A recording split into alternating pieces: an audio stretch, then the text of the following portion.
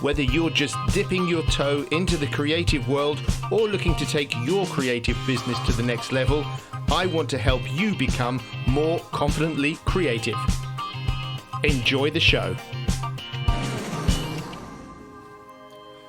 Today we are going to talk about a TV show called The Drop and why The Drop could be the most important show on TV right now for all live entertainment professionals and creatives.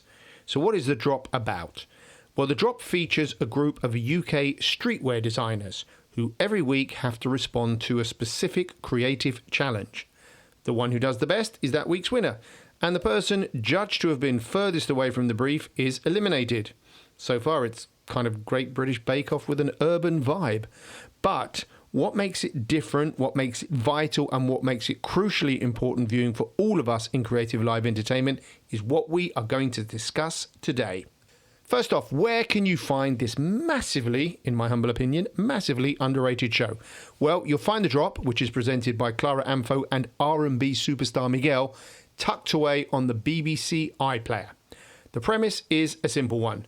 Find Britain's top new streetwear designer, with the winner seeing their creations featuring in designer emporium flannels. The drop in the title refers to the moment when a new streetwear item is released or dropped. And this concept of new items dropping is a key driver in the creative direction and structure of the show. But as I said, The Drop is so much more than a kind of bake-off, sewing bee, glow-up derivative for several reasons. And it could be a massive help to any creative business or entrepreneur that wants to develop. Here are some of the reasons why I think you should binge watch The Drop, take notes, and think about how to apply its lessons to what you do. First off, the show sets up its cool street credentials by placing itself in a series of light industrial retail units in Manchester. This gives the show a sense of realness and the right balance of creativity and graft, and is key for the show's own brand. Streetwear is for young, discerning customers. There are professional judges who are big in streetwear or music, including Ella Eyre, Hedy Wine, Asim Chowdhury and Mahalia, who assess how each design looks and feels to them. However, it is then the public, the actual purchasing public, who assess the items. We see lines of local Manchester youth outside the units where the work is done, and then we get to eavesdrop on their decision-making process. We listen in to their responses, what they think and how the pieces speak to them. And this is important to us because what happens in streetwear today influences the rest of culture tomorrow. So how these consumers make decisions is great insight for all of us as we future plan. But there's also here one of the key parts of the show. We hear how these potential customers feel about the creative's brands and what the brands are saying. With each creation, the competitors have to demonstrate their brand. They have to demonstrate their values and demonstrate what they are about. Then, when each piece is made, the creatives have to display it in a way that will attract customers.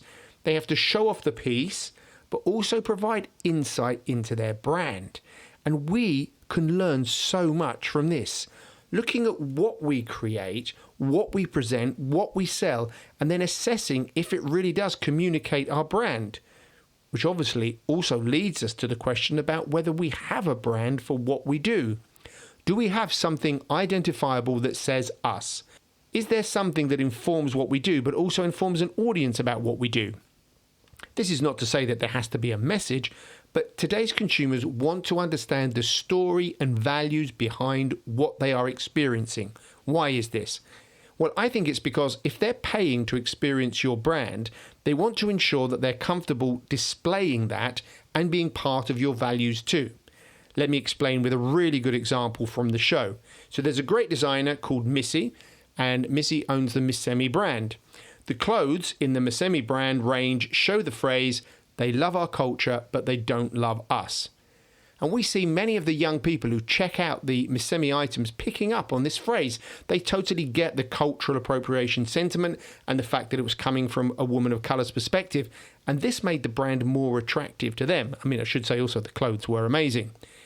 And this is important because the brand and its values are important to today's young consumers. And today's young consumers will be tomorrow's mums and dads. But they're also important to anyone who you want to sell your product to. because your brand and its values tell your clients, your customers, and your audience who you are.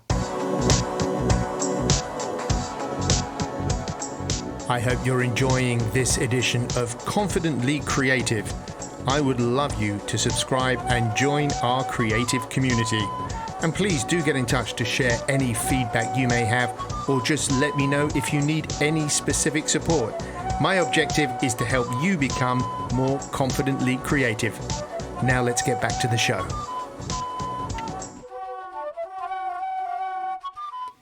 Along with branding, the creatives in the drop have to demonstrate that they're using their creativity at the point of sale, that they're literally creating an experience for potential customers. It's often said that creatives are not great salespeople, and this can be because we're emotionally attached to our work and it's difficult to talk about it dispassionately. Often, what do? We get a website up, we post on Instagram. If you want to go really old school, we print some flyers. But is that really the limit of our creativity? This is what we should ask ourselves. And I think it's really important that we look at this part of the sales and promotional journey to discover where we can apply even more creativity in order to show who we are and to really stand out. So let's recap. Well, understanding and being able to articulate verbally and visually what your brand is about will enable you to gain clarity about your work. This clarity is what will support your creative and commercial development. Once you establish what your brand of creativity is, and there is no wrong or right answer, it will guide your journey.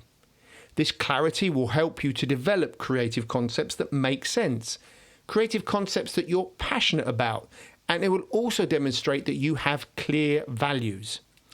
More importantly, once you have this clarity about what your brand is and what it means, you will make it easier for clients, customers, and audience members to find you. It will define your audience and add value to your proposition. Having clarity about your brand will enable you to own a creative space and to focus your energy in a space that means something important to you. Along this journey, you will also discover more about yourself as a creative and how important clarity and honesty are in a creative business. We all need to be clear about the creative work that we do, because this work demonstrates who we are, demonstrates what our brand is, and demonstrates what our values are. Once all these things are clear, our audience will find us. And I really believe that we should all have values that inform our work, and we all need to do some work on ourselves to consider what these are.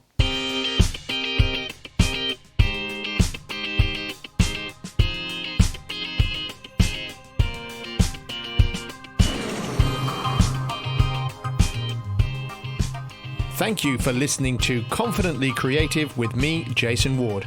I would love you to subscribe, and please don't forget to send me your feedback and let me know if you would like personalized support with your creative business. You can follow me on Instagram at Jason Ward Creative, where you'll find tips and creative inspiration. Once again, thank you for listening, and I'll see you next time on Confidently Creative.